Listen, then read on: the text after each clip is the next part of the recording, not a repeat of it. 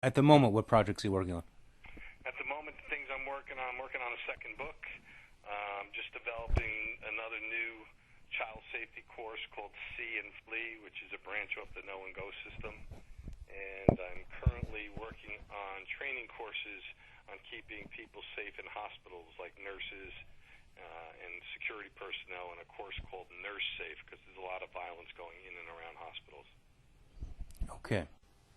Protecting our children has always been something that has been important to parents and educators, family members, for as long as we can remember.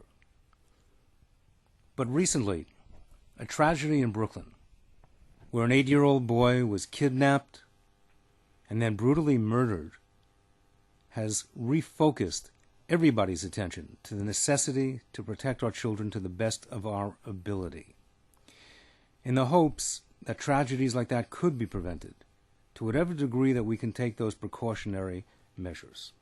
Tom Petiri has more than 20 years of solid experience in providing security to diplomats, celebrities, corporate executives, and families. He's the creator of the CDD and CDT Family Protection Training Centers, and not only is he a trained black belt, but more than that, he is trained in preventing and helping in securing our environment, both for our family, our friends, and ourselves. Children are a gift. And in this exclusive interview, things which Tom has revealed about staying safe and putting safety in one's hands to do the best that they can in his Professional Protection Handbook, Tom Petiri is going to reveal to us some of the things that each of us can and must do in order to ensure the safety of our family and our children. Tom, thank you very much. Let me begin by asking you, there was a recent tragedy in Brooklyn. The things which led up to it, the things which followed after it. Many of those things are what parents would say they had no way of controlling. But in fact, some of the things could have been controlled. What are some of the basics in terms of what the responsibility and what a parent can do in order to prevent the child from getting lost, and should they, God forbid, get lost? What do we have to know about pertaining to abductions, missing children, in this terrible instance that we saw, to hopefully prevent tragedies like that in the future? Let's talk about being lost to begin with. What would you tell us about that? What should a parent know? What should you tell a child? Well, first of all, let's understand children and their mindset. The problem is with kids is many young kids, 8 to 12-year-olds, which is usually the targeted age of abduction or kids going missing, is kids want to be adults. So they look to help out adults, and they try to grow up quicker than they have. Plus, many kids are taught to be well-mannered, respectful. So when somebody approaches them or when things happen, they think they have to be polite. So we as parents, and far more than I'm a protection guy, which I do for a living, I'm a parent, so I get this. We have to understand that kids are trying to grow up way before their time, and they want to be like us, and they see what adults do, and they emulate it to a fault. Now, if a child goes missing, there's things that children need to know, and they need to be taught prior, because a child will panic in a situation unless he has something to draw from. And to draw from, a parent needs to tell the child on the do's and don'ts. So if they go missing, couple telltale things that they must know. Number one is they should go into any local store or any place where there's a lot of movement and people, because they need to put themselves in spotlight, they need to draw attention to themselves, and they need to get people to adhere to them. So they go where the most populated area is, walk into a store, and walk up to somebody that's working there in front of everybody, nice and loud, and says, I'm lost, or I can't find my mom, or I can't find my dad. And they make sure they're assertive, and talking to somebody so everybody else could hear. And no matter what, they never leave what we call spotlight. In front of everybody, constantly telling them they're lost, constantly ask for them to call the police. So as you do this, more and more people grow and get concerned. Now, most likely, women will come to the aid of a child first because of the maternal instinct.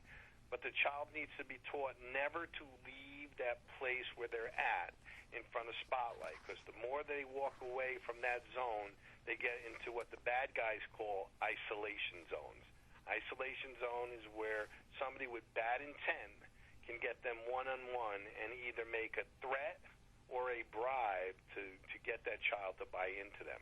So that's the first thing. Put it in spotlight, get to a place where there's a lot of people, and draw attention to themselves. And that's even if they're lost or they're missing or anything to do when there's a break between them and their parents. Okay, but let's say, as in the case which we mentioned in Brooklyn, a child is walking home from camp, just going a relatively few blocks to rendezvous with one of the parents. There, he's out in broad daylight. The whole neighborhood is a spotlight. People that are familiar, non-intimidating. And then he's approached by a stranger in a car. Okay, first of all, I don't really like talking about bad incidents because there's so much sadness around it. But in this particular incident, the reason why we're going to bring it up is maybe, from this negative and this loss of life, which is so tragic, we could help other children, never falling prey to this. Now, a child is taught not to talk to strangers. That's what parents do. They say, don't talk to strangers. Now, a stranger to them could be a big, bad guy or what a parent paints out that stranger to be like. But nobody ever told them not to talk to somebody that acts friendly because, strangers aren't supposed to be friendly. They're supposed to be mean. So a child has mixed reviews in his head, mixed signals when he's approached from a nice man that might say, hey, listen, I know your mom and dad, or I saw you around in the neighborhood, or I saw you at the synagogue, or whatever, in a situation where now he buys the child's confidence. The key to this whole thing, or things like it, is there's got to be a check and balance system, and it doesn't rely on the child.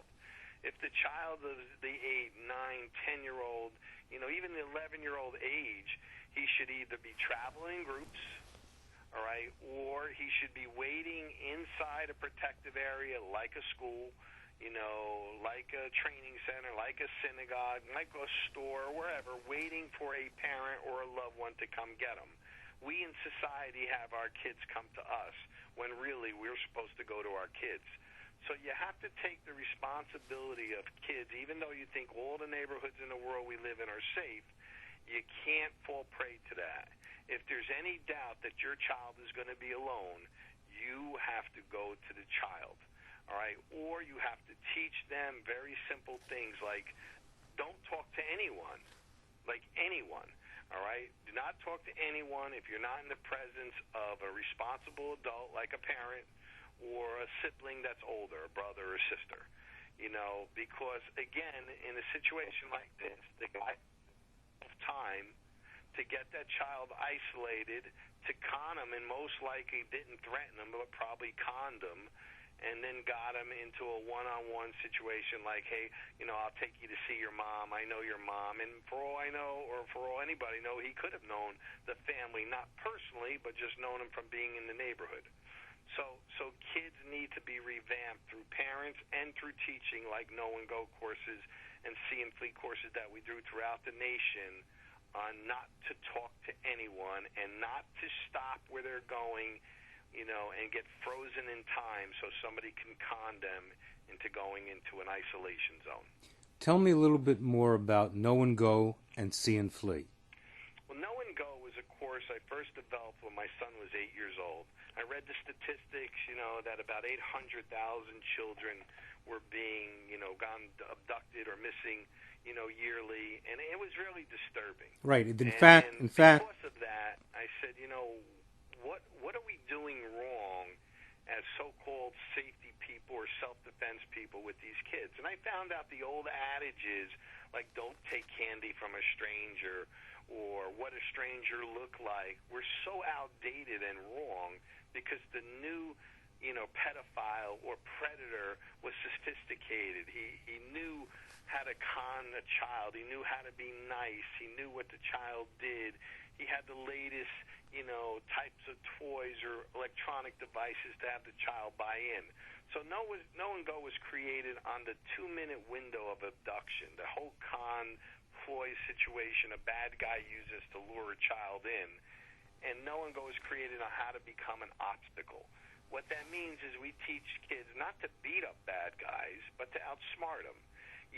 We have drills like, the superhero grip, where we teach them how to lock on the chairs or bicycles or poles or cars and anchor themselves in and become a struggle. We teach them how to yell. We teach them how to constantly move. We teach them what we call controlled chaos, how to be so much to handle that the bad guy knows he's now in spotlight and he's dealing in that 2-minute time window before somebody might spot him, that he goes and gets out of dodge. He gets away from that child because he can't handle him. So No and Go creates, a whole child, and it's done in an obstacle-type training course that teaches kids how to buy that window of safety and become an obstacle in it. The See and Flee is the next step. It's the up step to No and Go. It teaches kids how to fend off bad guys by using leverage maneuvers, by going to certain parts of vitals to get the bad guy where now he's on the defensive and not the offensive. Because the myth about a lot of these child abductions is the bad guy actually doesn't do anything harmful to that child at the scene. He needs to lure him away. He needs to get him in an isolation zone, and then he's going to carry out all those bad and evil acts in his head. So the actual window of savior, or the window of safety for a child, is right at the spot, right then and there, doing everything you can, whether it become an obstacle, defending, tiring the guy out, or just being in control chaos. That's the survival window that we teach the kids. And the best thing that we do is we do it all through laughter, not through tears. And that means that we teach kids in a fun environment how to empower their minds and bodies to embrace safety, not to be afraid of it. Well, let's just review one of the points which you mentioned. Aside from the physical moves, which I guess you're saying that there's a certain level of martial arts that every child might be taught. Is that correct? It's not actually martial arts. The techniques are based, martial arts is techniques that kids have to practice and practice and practice. What we do is we take kids in their natural movement. Example, we'll watch kids and say, how many kids like to bicycle? And we'll take those kids with strong legs and show them something. How many kids here play baseball? We'll take those kids and we'll use something, teach them something with their hands. So what we call them, the self-defense or self-escape maneuvers are different than martial arts. Martial arts are new movements trained into the body over and over. We used established movements that the kids know and put them in a defense mechanism. Okay. Now, what are the specific things that a parent should tell a child first, as you mentioned, about being approached by somebody who they might even know from the community? That's one aspect. What do they do when they're approached by a stranger? And then secondly, you said that they have to handle themselves with a bad guy. Now, they may not know what he's a bad guy. A kid is in the car. He's already in the car. And he realizes it's a potentially dangerous situation. What should a parent instruct the child to do?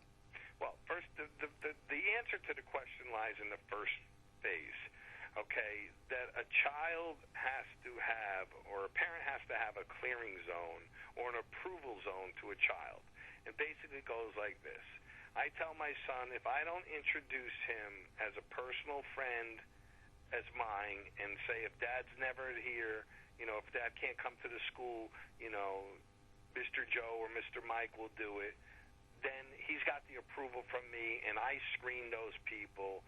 Otherwise, anybody that comes into that school, even somebody posing as a police officer, a medical worker, whatever, he doesn't leave, because the rule is Dad didn't approve them. So this goes to parents. Because they're friendly with people in the neighborhood doesn't make them their friends.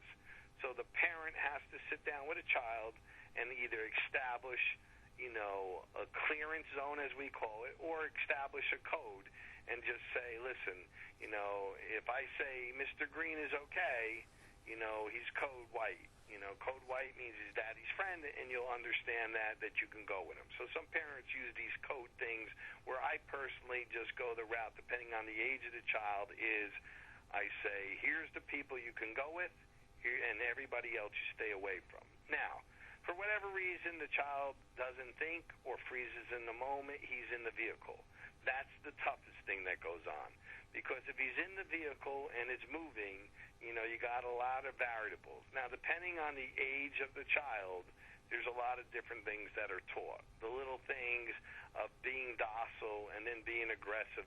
You come to a stoplight, you look outside the window and you just jump out of the car, That's option 1. 2, turning the keys, shutting the vehicle. Option 3 is, doing anything you can by just becoming a struggle, yelling, screaming, all that. So you become, again, a nuisance, a problem. But the thing that people need to realize, if a child gets into a car, he's in a comfort zone, all right, for whatever reason.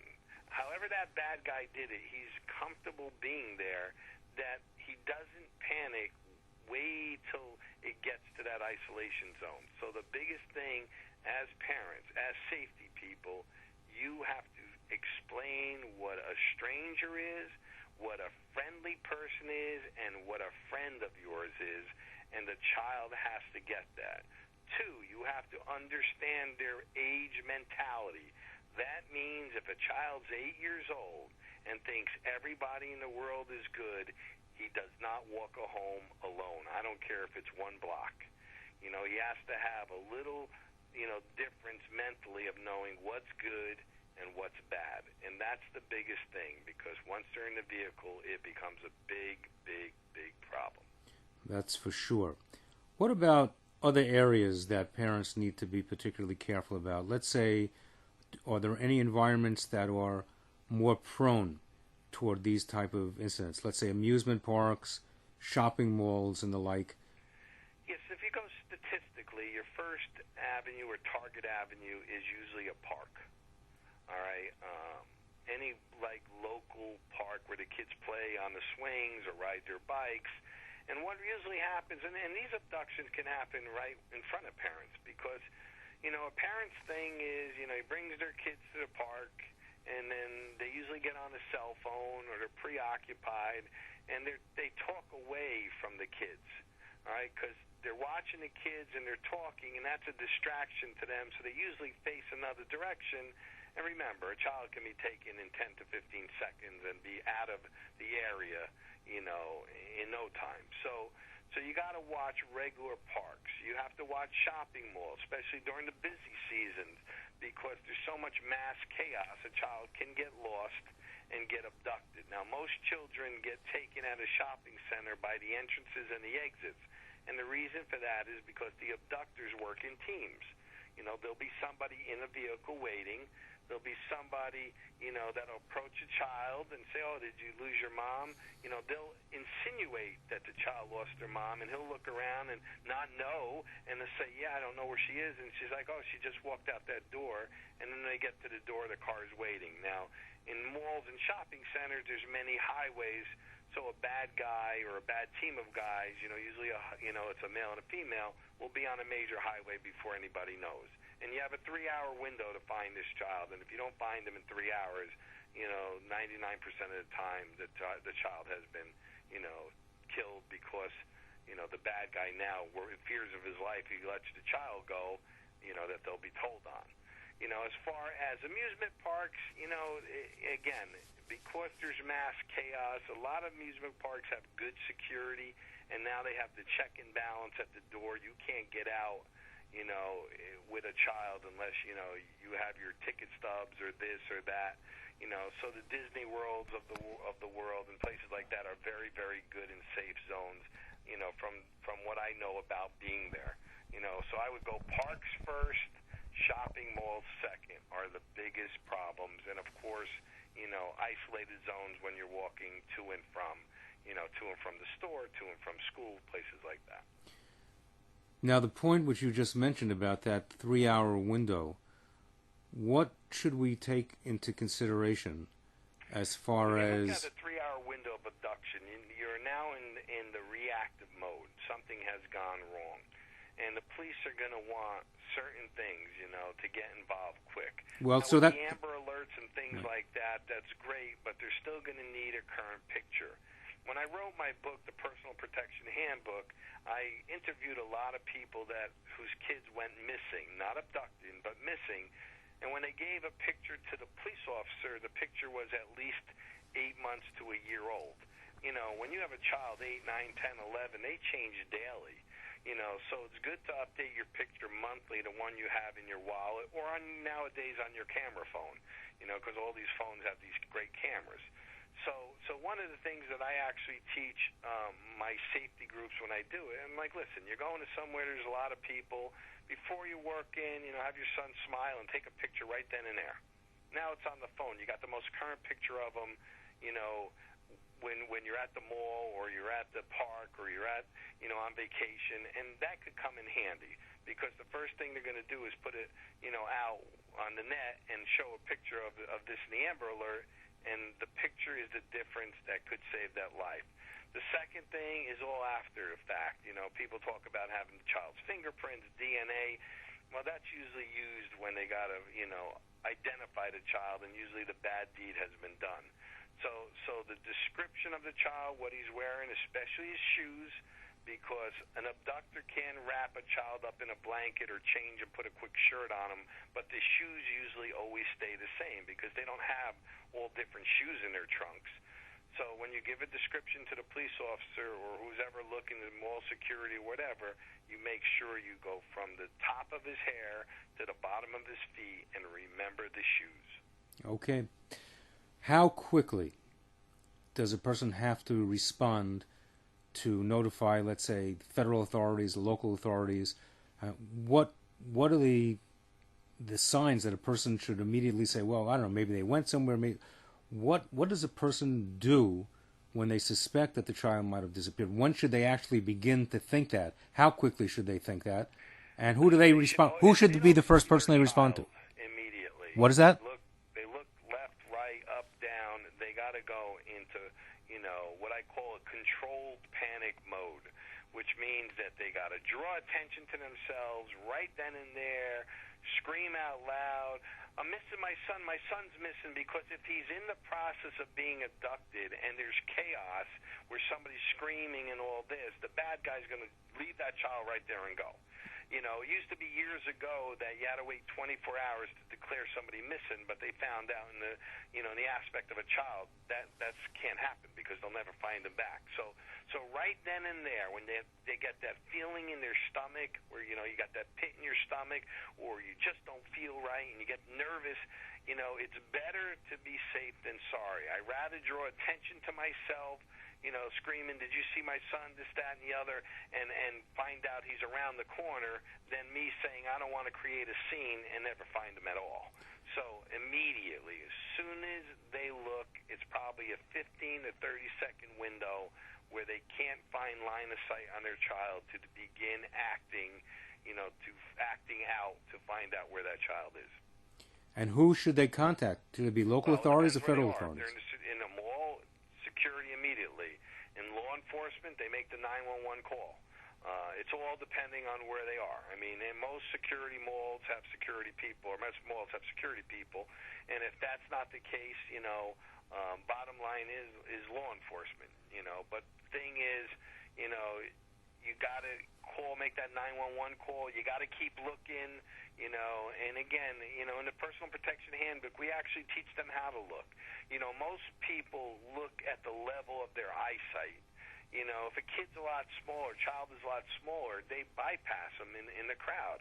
So you have to go to their age level and look up and around on a 45-degree angle. Look from low to high, not high to low. This way you'll pick up the shoes, what you're supposed to remember, like we talked about before. You'll pick up the body or the movement, and you'll see between the legs of people, not over the heads of people. It's different. Okay. What about coming up on back to school? What are the issues that could... Back to school, there's a lot of things, you know. First of all, there's different times where kids are more apt to be abducted. Of course, you have the, you know, isolated zones we talked about. But summertime, you know, kids are always playing everywhere. Parents are busy doing things. They're at the pool. You got to worry about that. Back to school usually the first couple weeks because everybody is getting used to a new schedule, a new routine. So there's, people dropping kids off, and one of the biggest mistakes I see is parents pull up to a school, drop the child off. Before the child's even out the door, they're already gone.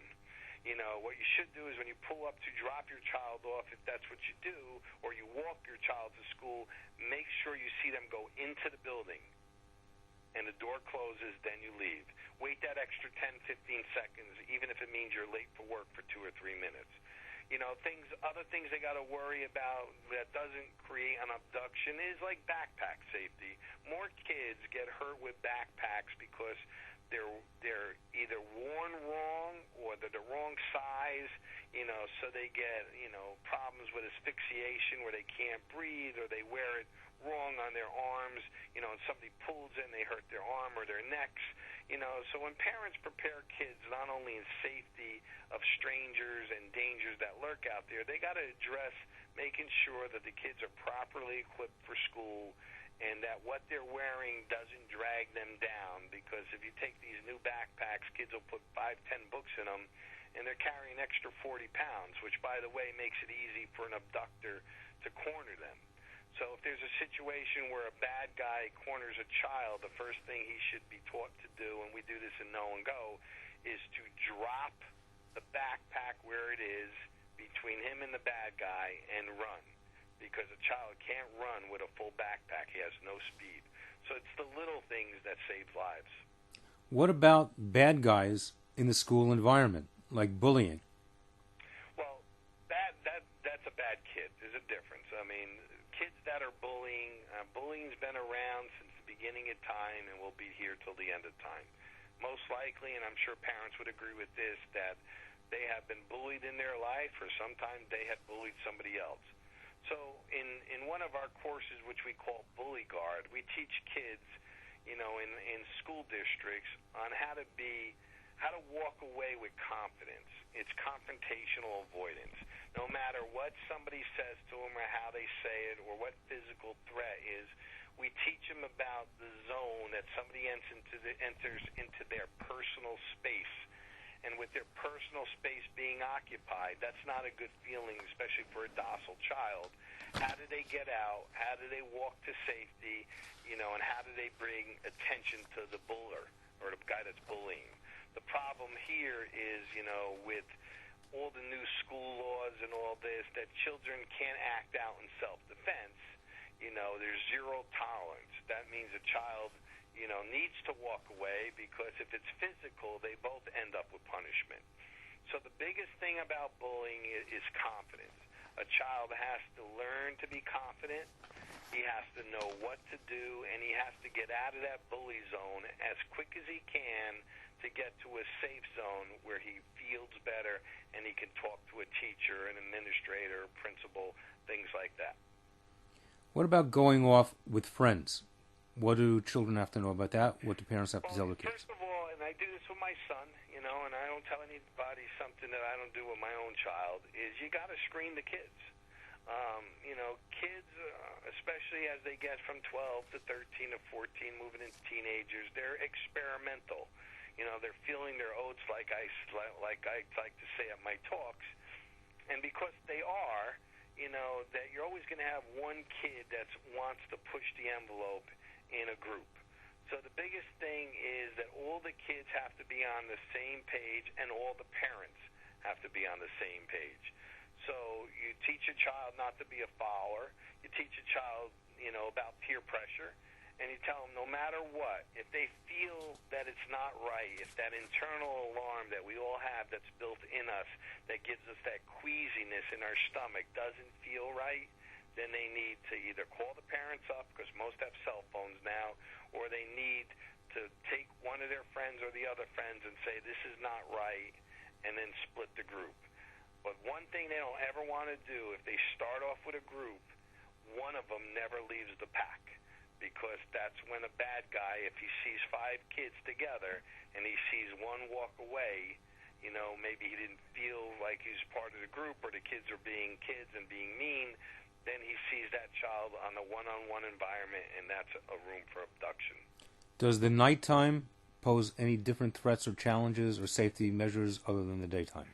Anytime there's low lit or nighttime, areas that don't have a lot of lights, or nighttime comes in, it's the mystique on a lot of things. First of all, darkness when a child's walking home, because the influence of TV and the unknown brings in fear factors. And with fear factors coming, if a guy is coming down with a vehicle and he shines the lights, like his lights are pointed to the child, and he goes talks to the child, now the light's in that child's eyes, he doesn't really see them, so you got fear factor, a blindness quality in there, and then the abduction of curves. So yes, nighttime plays a part, but believe it or not, in the history of abductions, most of the time they're in broad daylight.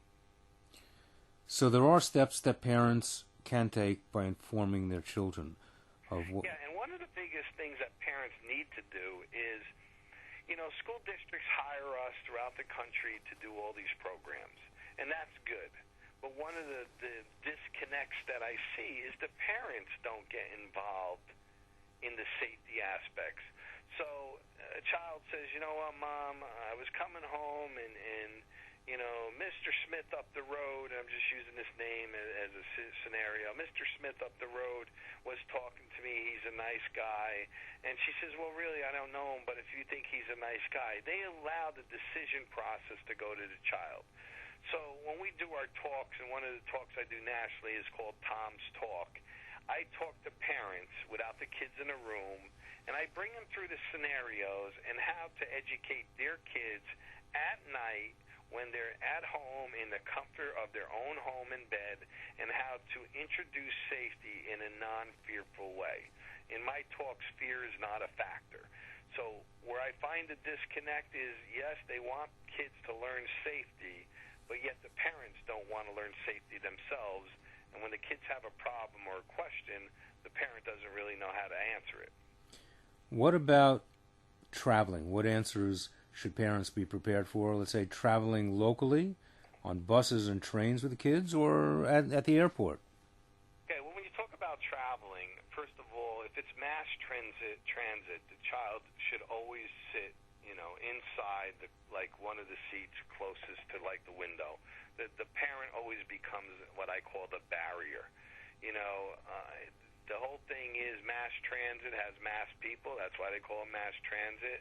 That a parent should always have the child or hold on to his hand or have that child, somewhere with his arm around him. So especially when the crowds get, more and more people, you bring them closer to the body. Because more than abductions you got to worry about. You got to worry about human stampedes and people in such a hustle and bustle to get from one place to another, whether it be work or late for dinner or whatever. They'll walk right over a child and never see him.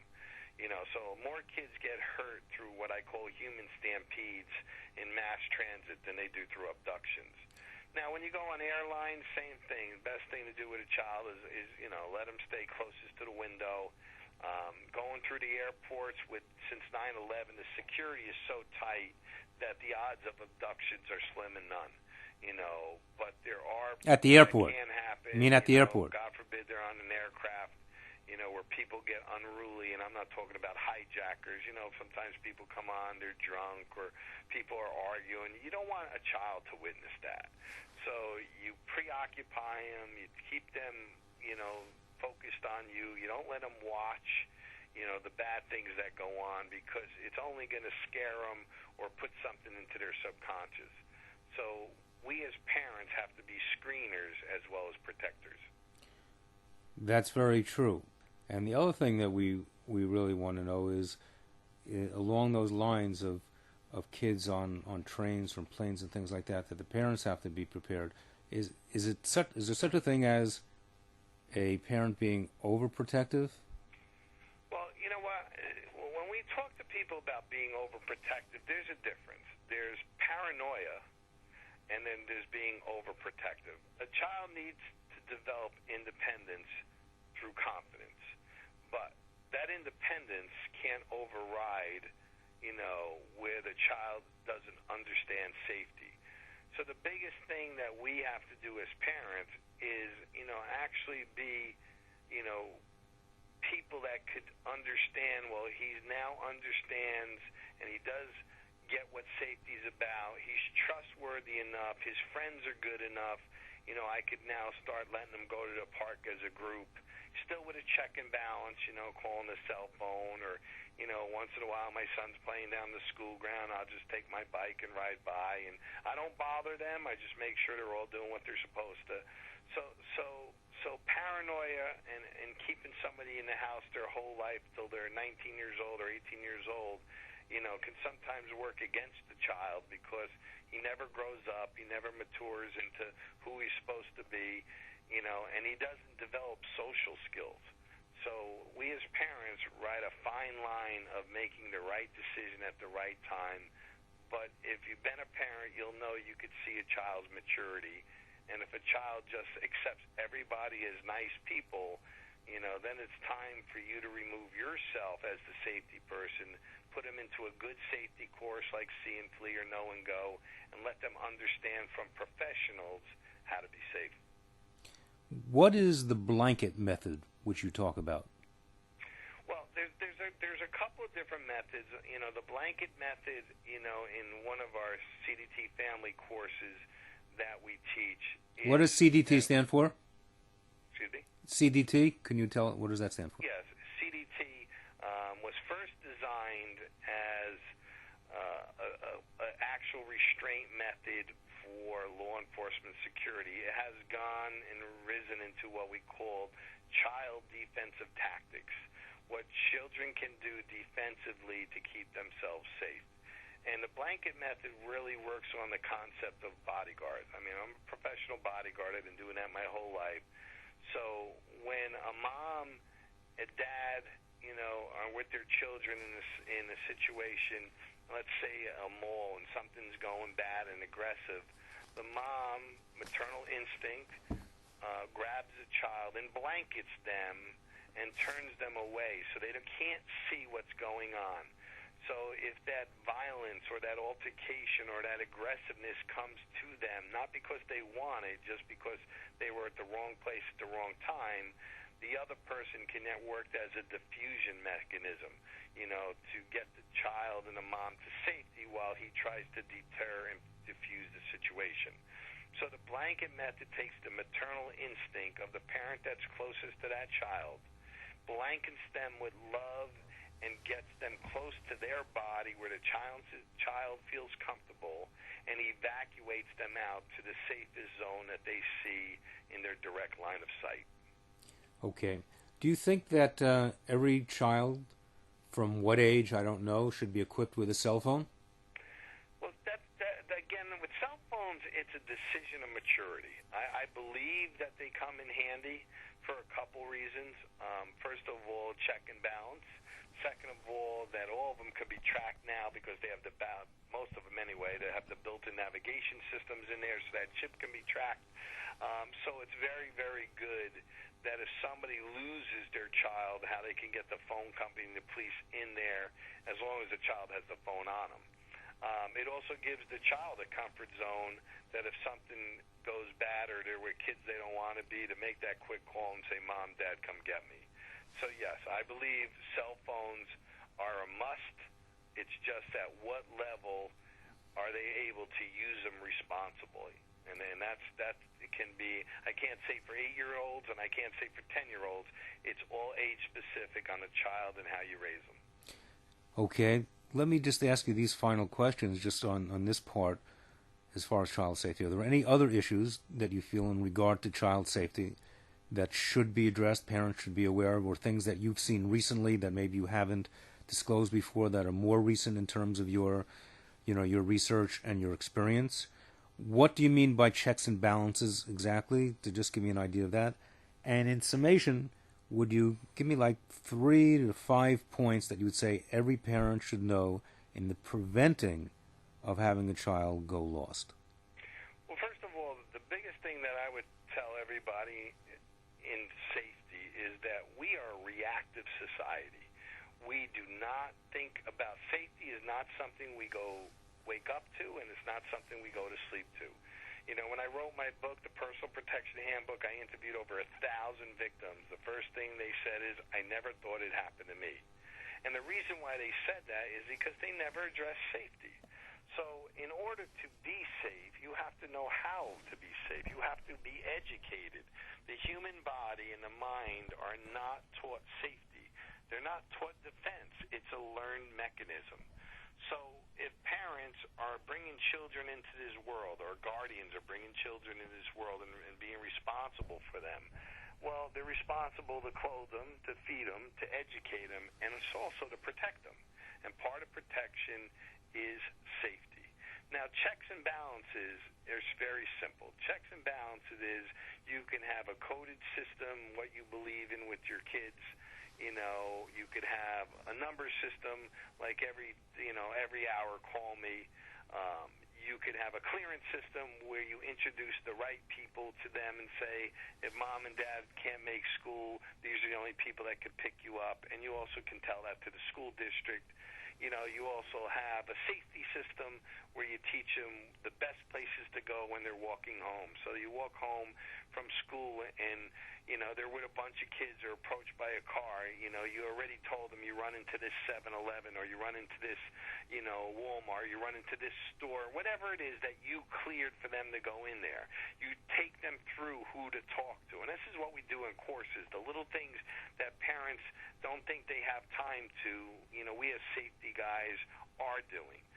But if a child's not familiar on what to do, and you only tell them, you don't show them, they're not going to do it. So your check and balance is whatever you say, you must do. So if you tell them, what stores to go in, then you drive them over there and you show them what to do. If you tell them who's clearance as your friends, then when you get your friends there, you say in front of your friends to them. A child needs you to drain this right into his head, or ingrain this into his head, and say, okay, here's the rules of safety in our house. And when you start at an early age, by the time he's a teenager, it's indoctrinated into him like brushing his teeth. So I'll end with this. The first thing that parents all must do is, in order to be educated in safety, they have to get involved and make safety a part of their children's lives. Let them take courses like Know and Go or See and Flee, or older courses like Teen Safe, and they got to get involved in attending Tom's Talk or Training for Life courses so they're all on the same page. When they both have taken courses separately, then they need to get into a family safety course and do things together with their kids, so safety does not become a scare tactic. It becomes an empowerment-driven mechanism. The second thing is, explain to them that there's all different types of people, that strangers, even though they might not be people they know or don't know, that strangers act like friendly people, and sometimes these friendly so-called strangers know more about the child and the parents, than the real good friends, because they've done their homework on the community. The third thing is, never go with anybody, and teach them that if it gets physical, and in most cases it doesn't, it's more of a conploy than it is a physical abduction. You teach them, let them go through these courses and learn the anchor method, how to anchor their bodies to different places and by time. The window abduction is less than 2 minutes.